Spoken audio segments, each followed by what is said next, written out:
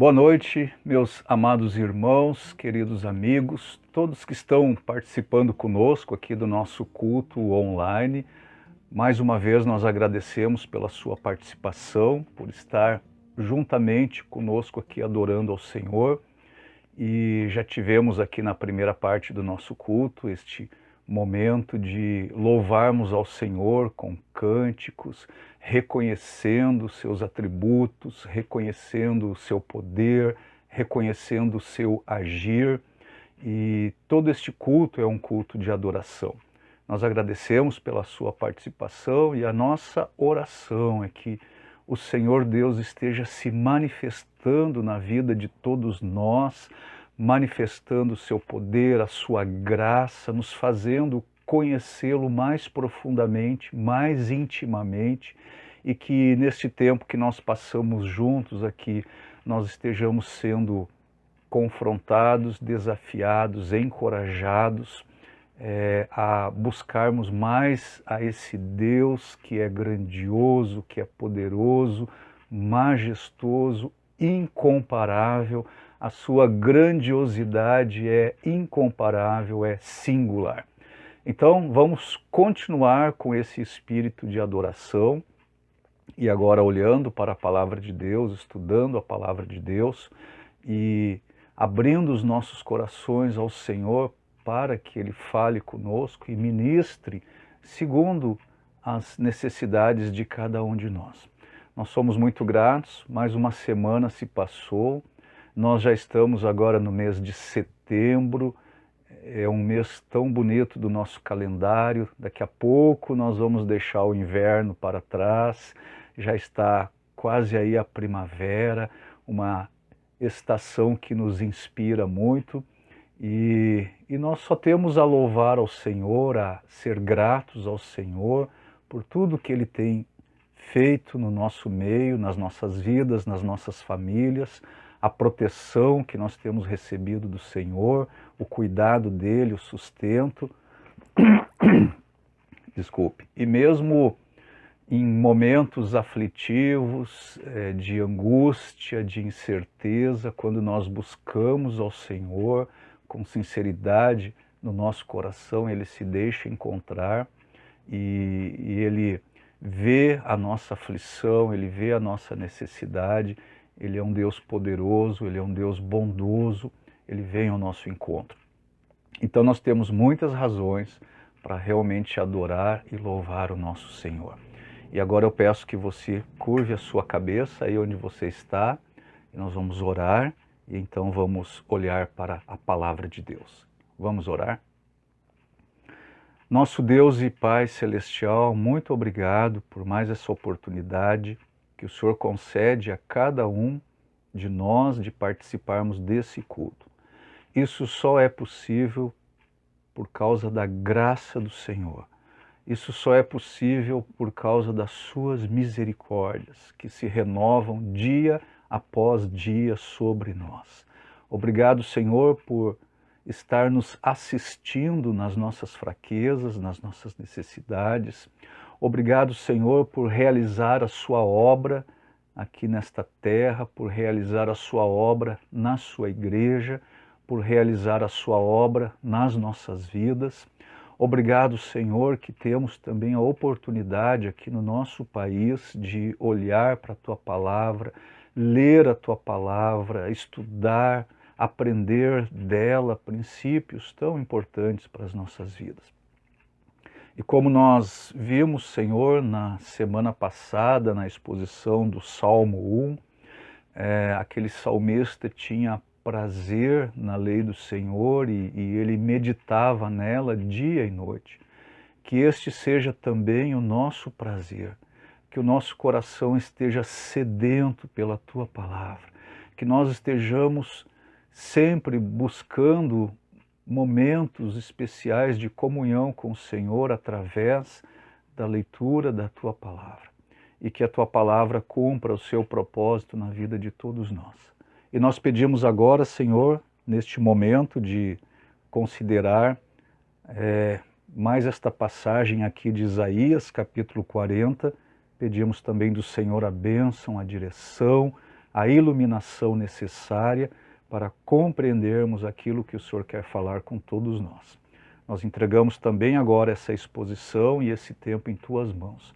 Peço que o Senhor nos ajude, Senhor, a ficarmos focados, a não desviarmos a nossa atenção, mas a estarmos atentos, considerando atentamente a Tua palavra, para o nosso benefício e para a glória do Senhor.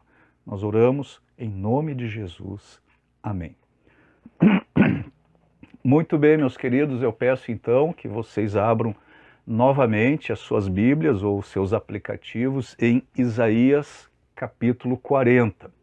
Já há algumas semanas nós estamos olhando para este maravilhoso capítulo da Palavra de Deus e hoje nós vamos continuar. Hoje nós vamos olhar para os versículos 18 a 26. Nós estamos chegando quase ao final deste capítulo. Então, a partir do versículo 18 de Isaías 40, eu vou começar aqui a leitura e nós vamos então até o versículo 26.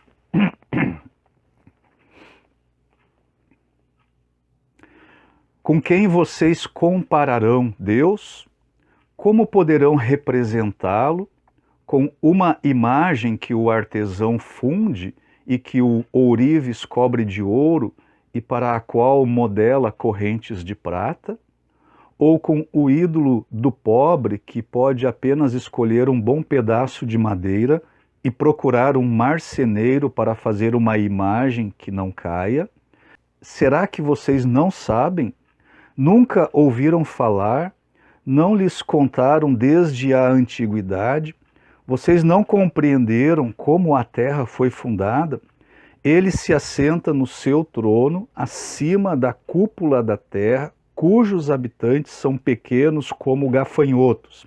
Ele estende os céus como um forro e os arma como uma tenda para neles habitar. Ele aniquila os príncipes e reduz a nada os juízes deste mundo. Mal eles são plantados ou semeados, mal lançam raízes na terra, Deus sopra sobre eles e eles murcham. Um redemoinho os leva como palha. Com quem vocês me vão comparar? Quem se assemelha a mim? Pergunta o santo. Ergam os olhos e olhem para as alturas. Quem criou tudo isso? Aquele que põe em marcha cada estrela do seu exército celestial e a todas chama pelo nome. Tão grande é o seu poder e tão imensa a sua força, que nenhuma delas deixa de comparecer. Glória a Deus. Nós estivemos pensando aí nas últimas exposições sobre o conforto, o consolo que Deus tem para o seu povo neste mundo. E mais importante ainda, o conforto que nos dará no mundo por vir.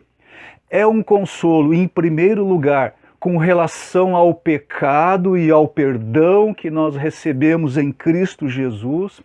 É um consolo que durará muito além dos consolos e prazeres temporários desta vida.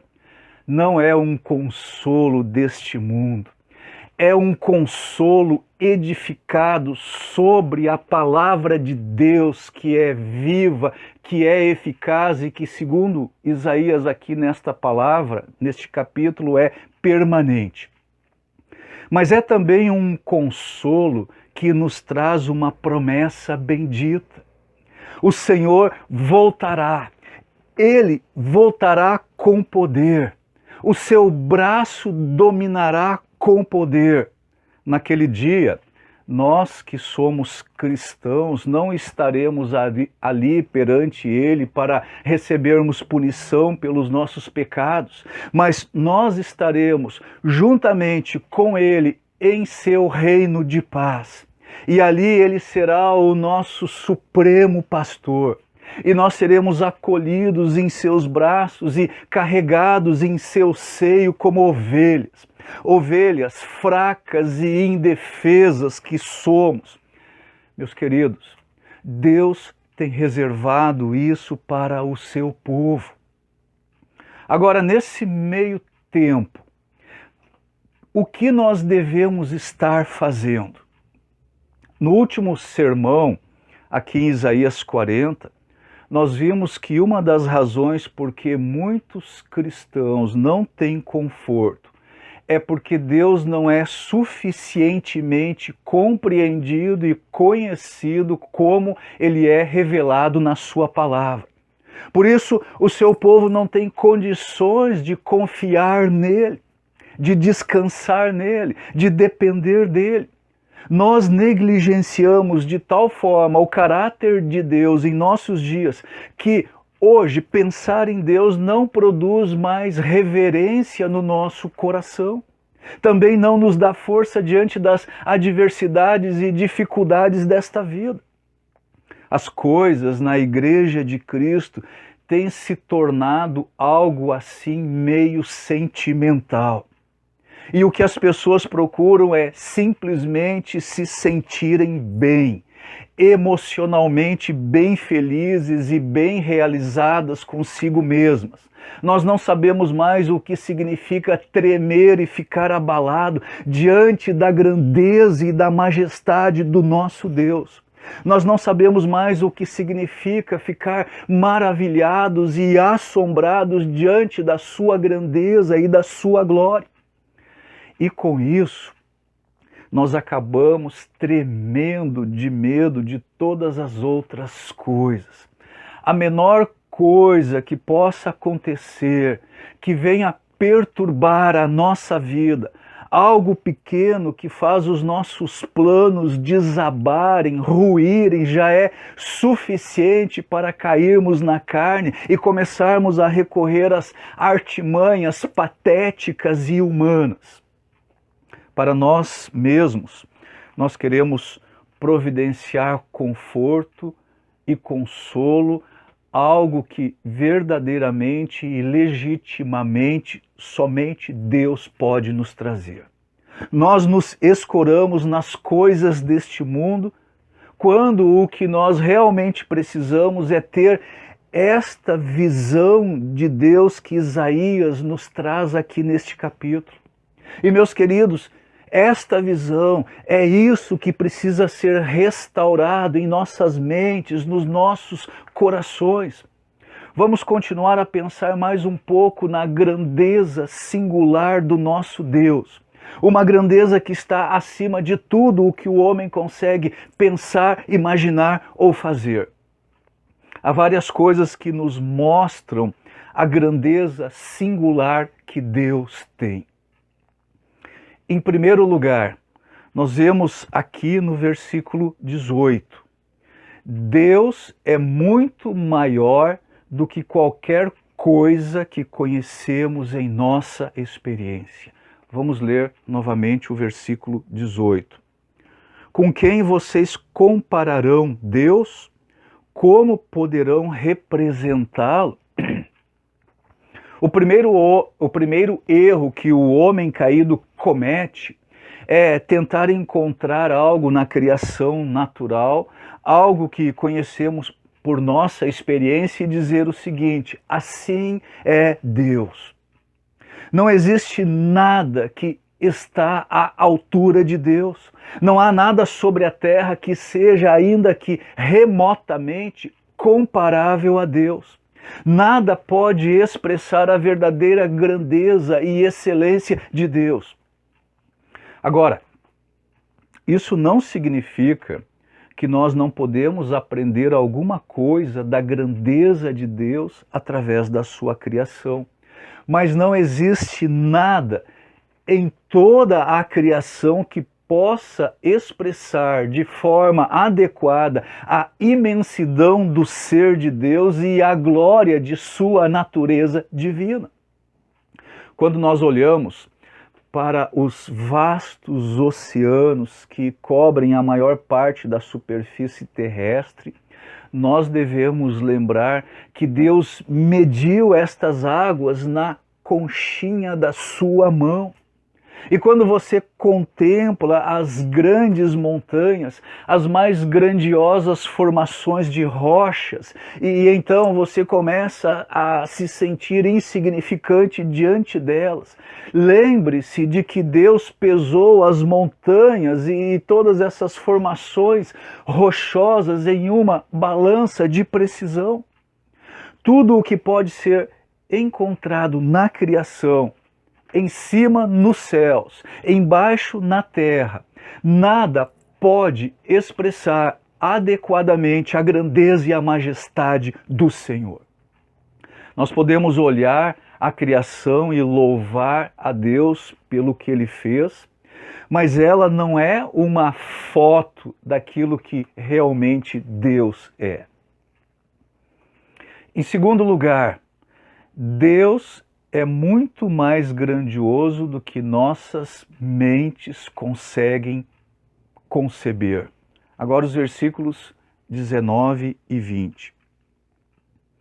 Com uma imagem que o artesão funde e que o ourives cobre de ouro e para a qual modela correntes de prata? Ou com o ídolo do pobre que pode apenas escolher um bom pedaço de madeira e procurar um marceneiro para fazer uma imagem que não caia? Alguém pode pegar uma madeira de boa qualidade, uma madeira que não apodrece, e ele então procura um artífice perito para fazer uma imagem esculpida, uma imagem que não oscila. A imaginação do homem é uma coisa fantástica. E ela pode ir além da realidade. Ela pode criar algo que nossos olhos nunca viram, que nunca apalpamos com nossas mãos. A nossa capacidade inventiva pode trazer coisas à existência. Com a nossa imaginação, nós podemos fazer coisas muito belas, como, por exemplo, a arquitetura, a arte, a música, muitas coisas que são úteis, como computadores, carros, mas a imaginação também pode ser muito perigosa. Quando o poder da imaginação é mal orientado e a imaginação é utilizada de uma forma que Deus não intencionou, quando isso acontece, meus queridos, nós acabamos formando bezerros de ouro, ídolos cobertos de ouro, decorados ali com detalhes de prata, ou talvez em nossos dias modernos sejam esses elementos aí mais dramáticos e criativos que frequentemente aparecem na adoração contemporânea. A ideia aqui nos versículos 19 e 20 é que isso surge da imaginação humana e não da palavra revelada de Deus. É melhor nós ficarmos bem longe dessas coisas. Essa não é uma forma digna para expressar a verdadeira grandeza de Deus, que é imortal e invisível.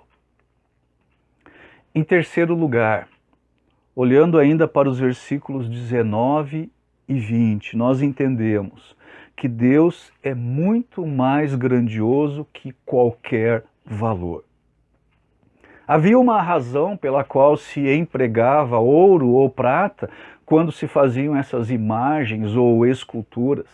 A beleza, a pureza desses elementos era uma forma de demonstrar que valorizavam aquela divindade que estavam tentando representar. Mesmo na forma mais barata de se fazer uma imagem, utilizava-se madeira, uma madeira de qualidade confiável, uma madeira que não se corrompia facilmente, e tudo isso num esforço de expressar uma grande estima da parte dos adoradores para com aquele que eles adoravam. Mesmo o bezerro de ouro lá no deserto buscava, através daquela imagem, representar a força de Deus de salvar o seu povo, de tirá-lo do Egito. Mas novamente aqui, o homem não é capaz de contribuir com coisa alguma que ele mesmo produz para magnificar a verdadeira grandeza e dignidade de Deus. O homem não pode adorar a Deus sem a palavra de Deus e sem que a palavra de Deus tenha o lugar supremo em nossas mentes e em nossos corações. Só assim nós poderemos compreender e ficar maravilhados com a grandeza e a majestade de Deus. A quarta coisa que nós observamos no texto, no versículo 21, é que Deus é grandioso demais para ser esquecido. Versículo 21. Será que vocês não sabem? Nunca ouviram falar? Não lhes contaram desde a antiguidade? Vocês não compreenderam como a terra foi fundada? A verdade acerca da grandeza de Deus tem chegado em nossa compreensão através de dois métodos que são inegáveis e inesquecíveis. E ambos nos são citados aqui nesta passagem. Em primeiro lugar, Deus se revelou pela própria criação. E isso é aquilo que nós chamamos de revelação geral. Nós temos uma referência direta a isso aqui, nesta parte do versículo 21, que diz o seguinte: vocês não compreenderam como a terra foi fundada? Deus criou este mundo e ele o criou de tal forma que o homem possa olhar ao seu redor e obter algumas conclusões a respeito de quem é o seu Criador. O homem não tem qualquer desculpa para ser um incrédulo. E é exatamente isso que o apóstolo Paulo nos diz lá em Romanos, capítulo 1. Deixe marcado aqui em Isaías 40, e olhe comigo essa passagem de Romanos, capítulo 1. Romanos 1, versículos 18 a 20. Portanto, a ira de Deus é revelada dos céus contra toda a impiedade e injustiça dos homens que suprimem a verdade pela injustiça. Pois o que de Deus se pode conhecer é manifesto entre eles, porque Deus lhes manifestou. Pois desde a criação do mundo, os atributos invisíveis de Deus, seu eterno poder e sua natureza divina, têm sido vistos claramente, sendo compreendidos por meio das coisas criadas, de forma que tais homens são indesculpáveis. Então nós temos aqui essa referência à revelação geral, e a criação testemunha para nós a respeito de Deus. Em segundo lugar, Deus tem se revelado muito além do que nós podemos perceber através da criação. E nós chamamos isso de revelação especial. Nós consideramos a palavra de Deus inteira, toda a Bíblia, de Gênesis a Apocalipse, como revelação especial da parte de Deus. Agora notem o seguinte: Israel, a essa altura, eles não tinham uma Bíblia completa, mas eles já haviam recebido muita revelação especial. O versículo 21, aí de Isaías 40, mais uma vez, diz o seguinte: será que vocês não sabem? Nunca ouviram falar? Não lhes contaram desde a antiguidade? Deus, em sua grande misericórdia, ele tem se agradado de, desde o princípio e progressivamente, ao longo da história da redenção, se revelar ao seu povo de tal maneira que o seu povo tenha um conforto abundante através do conhecimento de Deus, sem nunca perder de vista quem Deus é. Se como cristãos nós nos encontramos de tempos em tempos carecendo deste conforto, que Deus tem nos suprido com tanta graça, não é porque nós precisamos de mais revelações.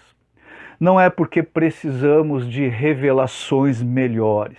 Não é porque esta revelação aqui escrita não seja suficiente ou adequada.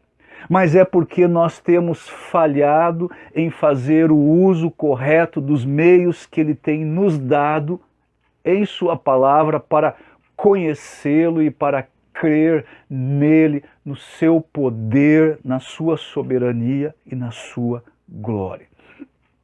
Meus queridos, os cristãos, de modo geral, reclamam frequentemente. Os cristãos, de modo geral, murmuram frequentemente. Os cristãos, de modo geral, frequentemente estão angustiados, frequentemente estão ansiosos, frequentemente estão temerosos, frequentemente estão sem paz, frequentemente vivem em confusão. Mas, no domingo, ao invés de estarem ali sob a proclamação da palavra de Deus, com o coração bem aberto para ouvir e receber a palavra de Deus, com aquele interesse piedoso e não religioso de abrir as Sagradas Escrituras e perceber aquilo que Deus quer falar com ele, em vez de estarem assim, nessa atitude de coração diante de Deus e da sua palavra, muitas vezes, na maioria das vezes, estão fazendo outras coisas. Mas a única forma através da qual a nossa fé pode ser fortalecida, e me escute bem, meu querido, a única forma de nós crescermos no conhecimento e na graça de Deus, a única forma em que nós podemos ser consolados e encorajados é através do ouvir a palavra de Deus e ser transformado por ela. Eu queria lembrar novamente o Salmo 1, que o nosso irmão Alaor nos trouxe na semana passada. Volte para lá. Salmo número 1.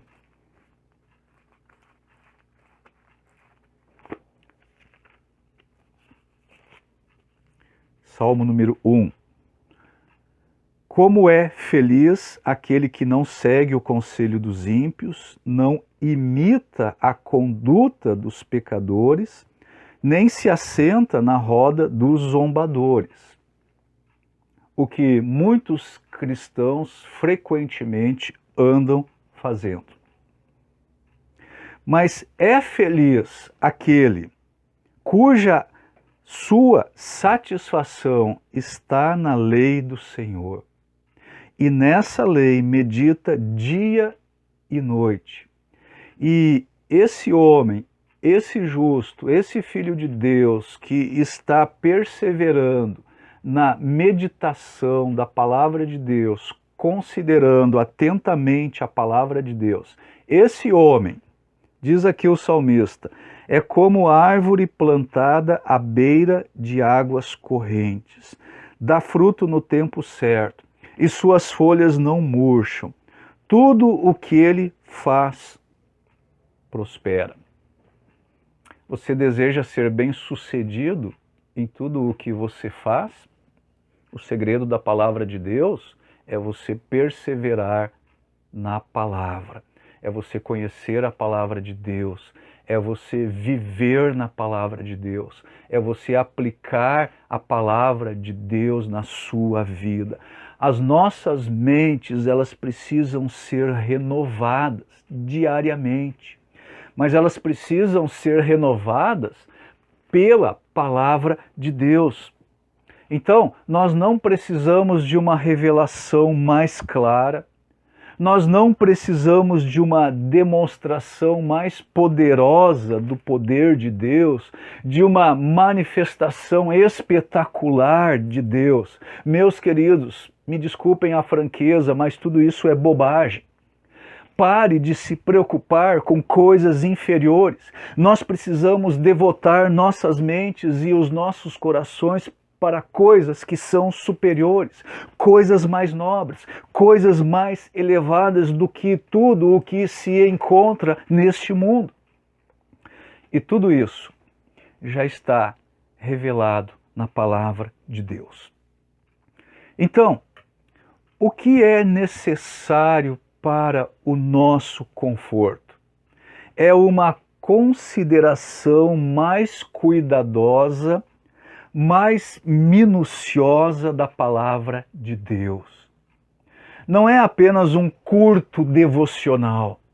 Não é apenas uma leitura rápida da palavra de Deus, de tempos em tempos, mas é um estudo diligente, é uma meditação intensa e profunda, aplicação através de muitas orações e então uma obediência consistente. Um outro texto a esse respeito, lá na carta de Tiago, venha comigo. Tiago, no capítulo 1. Tiago, capítulo 1, a partir do versículo 22. Tiago diz o seguinte: sejam praticantes da palavra e não apenas ouvintes, enganando-se a si mesmos. Aquele que ouve a palavra, mas não a põe em prática, é semelhante a um homem que olha a sua face num espelho, e depois de olhar para si mesmo, sai, e logo esquece a sua aparência. Mas o homem que observa atentamente a lei perfeita, que traz a liberdade, e persevera na prática dessa lei, não esquecendo o que ouviu, mas praticando, será feliz naquilo que fizer. Isso é uma outra forma de dizer o que o salmista diz lá no Salmo 1, e tudo o que ele faz prospera. Será feliz naquilo que fizer, mas a condição está aí no versículo 25, ele precisa observar atentamente a lei perfeita e ele precisa perseverar na prática dessa lei. Então, meus queridos, talvez nós precisamos também de uma renovação do nosso conceito do que é meditar na palavra de Deus, do que é fazer um devocional. Muitos cristãos acham, porque leem um texto da palavra de Deus, porque isso está lá no seu plano de leitura diária, e fazem aquela leitura, abrem a sua Bíblia naquela passagem, leem aqueles versículos, depois fecham a Bíblia e continuam a viver o resto do dia. Chamam isso de devocional. Isso não é devocional. Devocional, estudo diligente da palavra de Deus, significa você considerar atentamente a palavra de Deus.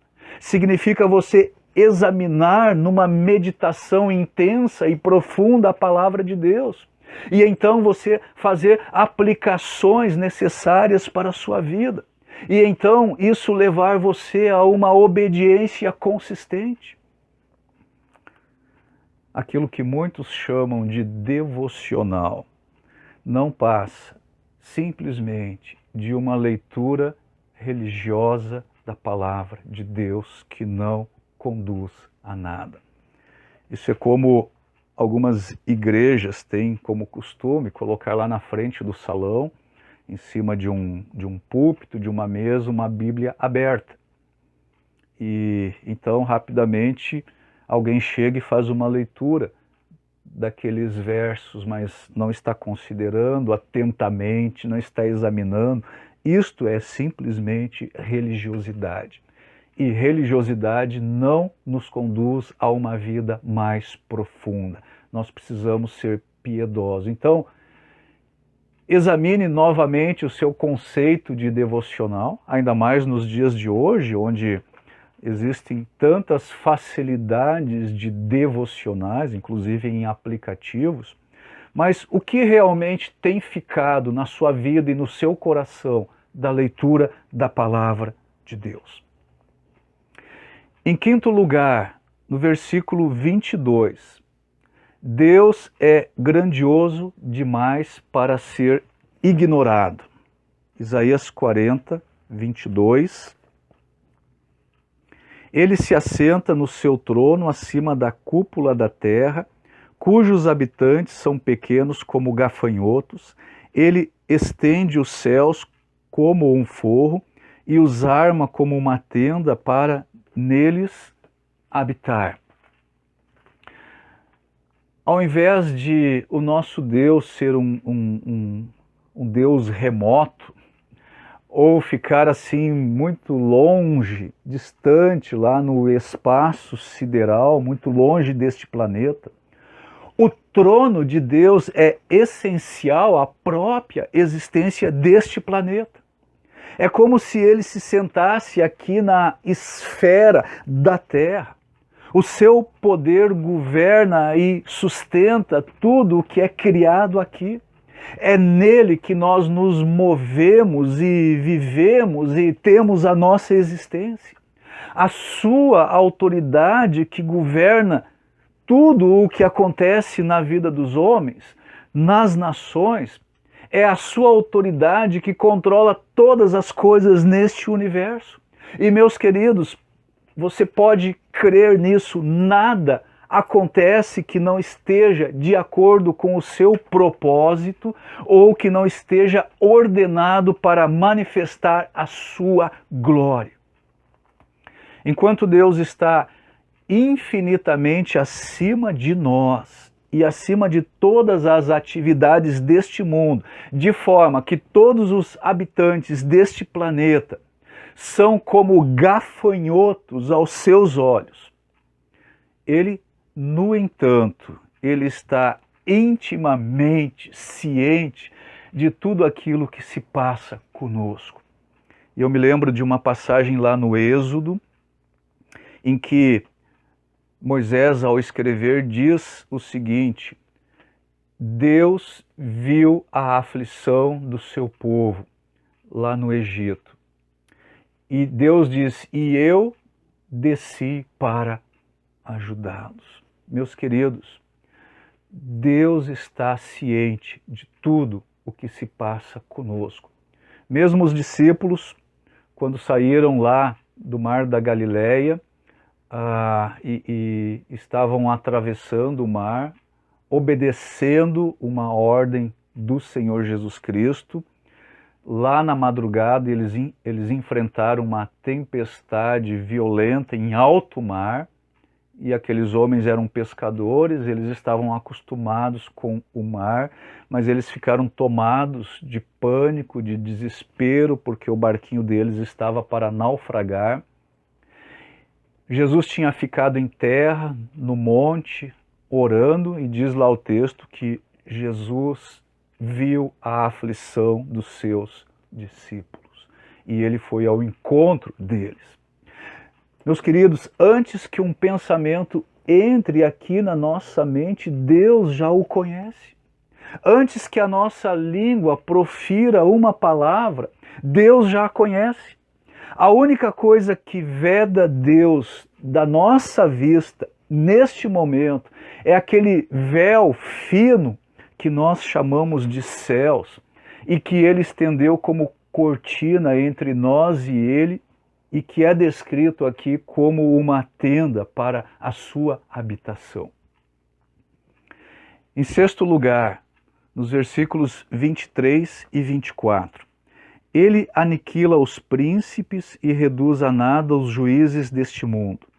Mal eles são plantados ou semeados, mal lançam raízes na terra, Deus sopra sobre eles e eles murcham, um redemoinho os leva como palha. Deus é poderoso demais para ser detido ou controlado. O conforto de que Israel precisava em sua condição no cativeiro lá na Babilônia era a certeza de que o seu futuro não estava realmente nas mãos dos governantes humanos que estavam no poder nesta época do exílio. O futuro de Israel estava nas mãos de Deus, nas mãos daquele que faz todas as coisas conforme o conselho da sua vontade. Ninguém pode detê-lo, nem dizer para Deus o que fazes. Ele tem poder de executar tudo aquilo que ele planeja e para ele. Não faz a mínima diferença quais sejam os planos aqui da terra. O consolo de Israel e o nosso consolo hoje é que Deus faz tudo aquilo que lhe agrada. Os seus planos não podem ser frustrados. E ele trata com benevolência o seu povo. E a sua misericórdia é de geração a geração. E como diz o salmista lá no Salmo 136, ela dura para sempre. Nem reis, nem príncipes, nem governantes deste mundo, nem poderes, principados, potestades, no âmbito espiritual, nada pode deter a força onipotente que está por detrás do propósito de Deus. A determinação de Deus não varia. Ele quer salvar o seu povo, ele quer edificar a sua igreja, ele quer nos trazer seguros para o céu. Em sétimo e último lugar, nós descobrimos que Deus é grandioso demais para deixar de perceber qualquer coisa. Glória a Deus, isso é fantástico. Deus conhece todas as coisas. O seu conhecimento é perfeito. Ele conhece tudo em detalhes. Vejam aí os versículos 25 e 26. Com quem vocês me vão comparar? Quem se assemelha a mim? Pergunta ao santo. Ergam os olhos e olhem para as alturas. Quem criou tudo isso? Aquele que põe em marcha cada estrela do seu exército celestial. E a todas chama pelo nome. Tão grande é o seu poder e tão imensa a sua força que nenhuma delas deixa de comparecer. Faça esse exercício. Comece a contar as estrelas no céu. Existem galáxias e mais galáxias cheias de milhões de estrelas incontáveis. E Deus não somente contou todas as estrelas, mas ele tem um nome para cada uma delas. Notem o que diz o salmista no Salmo 147. Salmo 147, versículo 4. Ele determina o número de estrelas e chama cada uma pelo nome. O salmista está a dizer aí, e repete o que Isaías também já havia dito, o Senhor conta o número das estrelas e dá nome a cada uma delas. Grande é o nosso Deus, Ele é muito poderoso, o seu entendimento não se pode medir. E além de tudo isso, ele nunca se esquece de nenhuma delas sequer. Todas elas juntas estão perante ele. Agora me escute bem, meu querido. Isso não se aplica apenas e tão somente às estrelas. Jesus nos lembrou lá no Sermão do Monte que nem mesmo um pardal pode cair para o chão sem que Deus consinta isso. Os fios de cabelo da nossa cabeça, cada um deles estão contados. Esse Deus que sabe o número de estrelas que existe no universo e chama cada uma delas pelo seu nome. Esse Deus que também observa os pardais, ele está infinitamente mais interessado, infinitamente mais cuidadoso com as ovelhas que ele comprou. O seu Filho unigênito derramou o seu sangue sobre a cruz para nos trazer para o seu aprisco. Agora note comigo Romanos, capítulo 8. Romanos, capítulo 8, versículos 31 e 32. Que diremos, pois, diante dessas coisas? E aqui Paulo estava se referindo a tudo que ele vinha escrevendo até aqui, mas especialmente a essas verdades a respeito da nossa salvação, que estão aí nos versículos 28, 29 e 30. Mas eu peço que você agora leia este versículo. Que diremos, pois, diante dessas coisas que nós falamos até aqui em Isaías 40? Se Deus é por nós, quem será contra nós? Aquele que não poupou seu próprio filho, mas o entregou por todos nós, como não nos dará juntamente com ele e de graça todas as coisas? Glória a Deus. O nosso Deus, ele é majestoso, a sua grandeza é singular, ele é todo-poderoso. Os seus planos não podem ser frustrados. Ele faz tudo aquilo que lhe agrada. Ele estabelece príncipes e ele remove príncipes. E ele vê tudo o que acontece conosco. Associado a isso, nós temos essa maravilhosa verdade aqui do versículo 32. Aquele que não poupou seu próprio filho, mas o entregou por todos nós, como não nos dará juntamente com ele e de graça todas as coisas? A minha oração é que o Senhor nos ajude nesta exposição a encontrarmos consolo nas insondáveis e inesquecíveis grandezas do nosso Deus. O que nós temos falado até aqui a respeito da grandeza singular do nosso Deus, que é incompreensível às nossas mentes, apenas revelam e apontam e mostram para nós um pouco daquilo que é Deus em sua essência e em seu caráter. O outro aspecto que é igualmente grandioso e insondável e incompreensível é o fato de Deus ter entregue aquilo que ele tinha de mais precioso do seu coração, que era o seu Filho unigênito, ele ter entregue o seu Filho por nós. E Jesus Cristo, lá na cruz do Calvário, ele morreu em nosso lugar. E o seu sangue foi vertido naquela cruz para nos redimir, para nos resgatar, para nos trazer para junto do Senhor. Esse Deus grandioso, que fez todas as coisas, ele também se preocupou conosco quando em Adão veio o nosso desespero total, porque em Adão nós fomos lançados para fora da presença de Deus. Mas em Cristo veio a nossa esperança, porque em Cristo nós podemos ser aproximados de Deus. Glória a Deus, o nosso Deus é grandioso, poderoso, majestoso. Esses atributos de Deus são insondáveis, inigualáveis, inesquecíveis. E Deus, em todo esse poder, também demonstrou o seu amor por nós, pelo fato de Cristo ter morrido em nosso lugar. Não deixe de considerar todas essas verdades. Não deixe de considerar a palavra de Deus atentamente.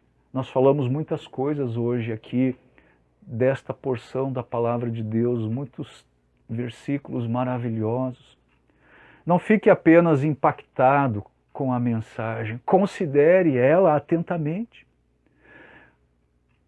Se coloque diante do Senhor, peça para Ele estar falando ao seu coração, peça para Ele agir na sua vida, peça para que a palavra de Deus encontre na sua mente e no seu coração um lugar especial e que traga renovação e transformação para a sua vida. É a minha oração, é o meu desejo, e eu quero convidar você agora a curvar mais uma vez a sua cabeça e nós vamos orar novamente. Senhor Deus e Pai, mais uma vez nós te agradecemos por termos a tua santa palavra para meditar nela. E hoje, Senhor, nós vimos coisas tão maravilhosas a respeito da tua pessoa, verdades grandiosas, insondáveis, certamente incompreensíveis. Nós só podemos perceber um pouco de tudo isso. O Senhor Deus é um Deus tremendo, é um Deus grandioso. Ó Senhor, aviva a nossa compreensão a respeito da tua pessoa, dos teus atributos. E eu peço, Senhor, por favor, por mim e por todos que estão me ouvindo nessa noite, coloca dentro do nosso coração um desejo incontrolável, insubstituível de buscar a tua palavra. Que nós estejamos na tua palavra, vivendo na palavra, sendo expostos à tua palavra dia após dia, sendo trabalhados pela tua palavra, e que nós estejamos praticando ela dia após dia, assim nós seremos felizes em tudo que nós realizarmos. Dá-nos, Senhor, essa bênção, a bênção de vivermos na tua palavra. Abençoe a minha vida, a vida de todos aqueles que estão participando desse culto e nos dá uma semana de experiências profundas, íntimas com o Senhor e com a sua palavra eterna. Eu peço todas essas coisas em nome de Jesus. Amém. Muito obrigado por sua participação conosco. Deus nos abençoe no restante desta noite, em toda esta semana, que nós estejamos de fato e de verdade vivendo na presença do Senhor. Um abençoado domingo e uma abençoada semana a todos. Boa noite.